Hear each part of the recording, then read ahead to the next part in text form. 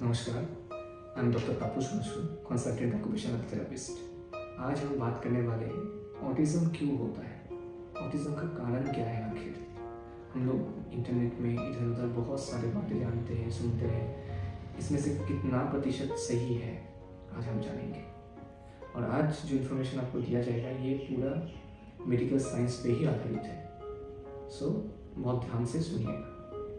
Autism क्यों होता है? मेडिकल साइंस बोल रहा है ऑटिज़म दो कारण से होता है, एक है जेनेटिक और एक है एपिजेनेटिक। जेनेटिक मतलब ऐसा नहीं कि मम्मी पापा का है इसलिए बच्चे को हो गया, मम्मी पापा में कोई दिक्कत है इसलिए बच्चे को हो गया, या खानदान में कोई दिक्कत है बच्चे को हो गया। ये सिर्फ जेनेटिक यही नहीं दर्शाता है। जेनेटिक में दो हिस्सा होता है, एक होता है जो इनहेरिटेड, जो वंश में किसी में है वो आ गया बच्चे में, वो होता है इनहेरिटेड, और दूसरा होता है सिर्फ बच्चे में ही ये जेनेटिक म्यूटेशन हुआ है।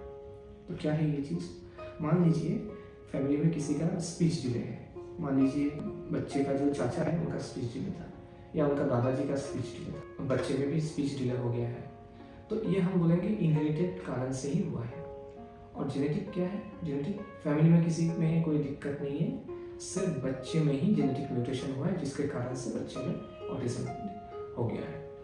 तो ये जो मम्मी पापा लोग अपने आप को कोसते हैं कि हाँ मेरे में कुछ दिक्कत हुआ है भगवान इसलिए मेरे बच्चे में हो गया है, ये ऐसा कुछ नहीं है। ये चीज़ आपको अच्छे से बता पाएंगे एक स्किल प्रोफेशनल। जैसे हमारे यहाँ पे क्लिनिक में जब भी कोई बच्चा आता है तो हम बच्चे का ऑटिज्म का कारण क्या क्या है उस पर हम बहुत फोकस रखते हैं, क्योंकि कारण जब डिसाइड हो जाएगा अच्छे से तभी हम ट्रीटमेंट सही कर पाएंगे। तो नेक्स्ट है एपिजेनेटिक। एपिजेनेटिक क्या है? एपिजेनेटिक मतलब जो environmental factor. Environmental factor means जो बाहर के कारण है, जैसे मान लीजिए टॉक्सिन्स हो गया, दवाई हो गया, फिर कोई बीमारी हो गया। तो एपिजेनेटिक में क्या क्या आता है? फर्स्ट हम पकड़ते हैं दवाई। जैसे बहुत साल पहले एक दवाई प्रेग्नेंट महिलाओं को दिया जाता था, थैलिडामाइड, जिसके कारण से देखा गया कि बहुत सारे बच्चे में जिन जिन महिलाओं को ये दवाई दिया गया था उन सब में न्यूरो डेवलपमेंटल डिसऑर्डर बच्चे में देखा गया। तो उसके बाद से वो दवाई बैंड है। ऐसे और भी कुछ दवाई है जिसके कारण से न्यूरो डेवलपमेंटल डिसऑर्डर होते हैं बच्चे में। फिर है टॉक्सिन्स लाइक लेड, मर्करी।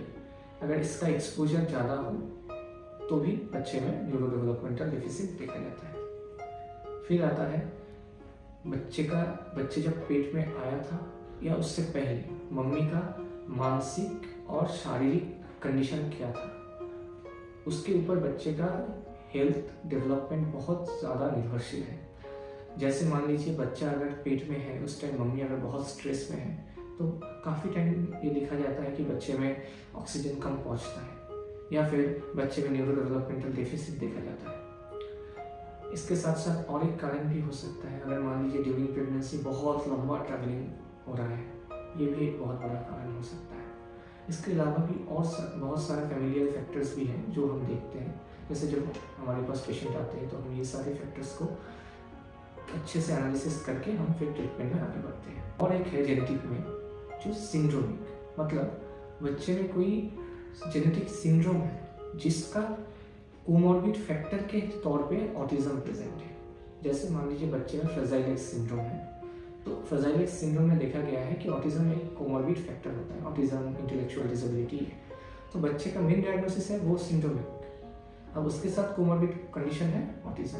इसीलिए जो जीन्स है, जो जीन में इंडिविजुअल म्यूटेशन हुआ है, वो जीन को आइडेंटिफाई करना बहुत ज़रूरी है ताकि पता चले कि कौन से फैक्टर की वजह से ये ऑटिज्म आया है। Is it a direct contribution और इट्स अ कोमॉर्बिड फैक्टर। और बहुत सारा ऐसा भी होता है जेनेटिक म्यूटेशन के कारण से ऑटिज्म तो है ही, उसके साथ और भी ओडीडी, ओसीडी ये सब भी होता है, या intellectual disability, specific learning disability भी होता है। तो ये सारा फैक्टर देखना बहुत ज़रूरी है। एपिजेनेटिक में और एक बहुत महत्वपूर्ण हिस्सा है जो है बच्चा जब पैदा होता है उसका डिलीवरी कैसे हुआ, प्री टर्म हुआ या फुल टर्म हुआ। अब डिलीवरी जो हुआ है वो इंस्ट्रूमेंटल बर्थ है या सी सेक्शन है या नॉर्मल डिलीवरी है, इसके ऊपर भी बहुत सारे फैक्टर है जिसके कारण से देखा गया बच्चे में न्यूरो डेवलपमेंटल डिफिसिट या फिर ग्लोबल डेवलपमेंटल डिले देखा जाता है। फिर इसके बाद और एक फैक्टर है बच्चा होने के बाद तुरंत रोया कि नहीं, या फिर होने के बाद बच्चे में क्या क्या बीमारियां देखा गया। जैसे मान लीजिए बिलिरुबिन एन्सेफेलोपैथी, मेनिंजाइटिस, तो ये सारी जो बीमारियां हैं इसके बारे में भी हम लोग पूछते हैं, क्योंकि ये सारी बीमारियां भी न्यूरो डेवलपमेंटल डिसऑर्डर का एक बहुत बड़ा रीज़न बनता है, या फिर हम कह सकते हैं ऑटिज़म के लिए भी रिस्पॉन्सिबल होता है कभी कभी। तो ये सारा फैक्टर्स जो है बहुत महत्वपूर्ण है। और हमारे यहाँ पे जब भी बच्चा कोई आता है मम्मी पापा लेके, तो हम पहले ये सारा फैक्टर देखते हैं, ऑटिज़म का जो कारण है उसको निकालते हैं, क्योंकि कारण बिना जाने ट्रीटमेंट हो ही नहीं सकता सही। इसीलिए हमारे यहाँ पे बच्चे का रिकवरी रेट भी बहुत अच्छा है। हर कोई बच्चा चाहे जिस कंडीशन में हो, जिस सिंड्रोम में हो, हर एक बच्चा डेवलप करता है यहाँ पे। Thank you.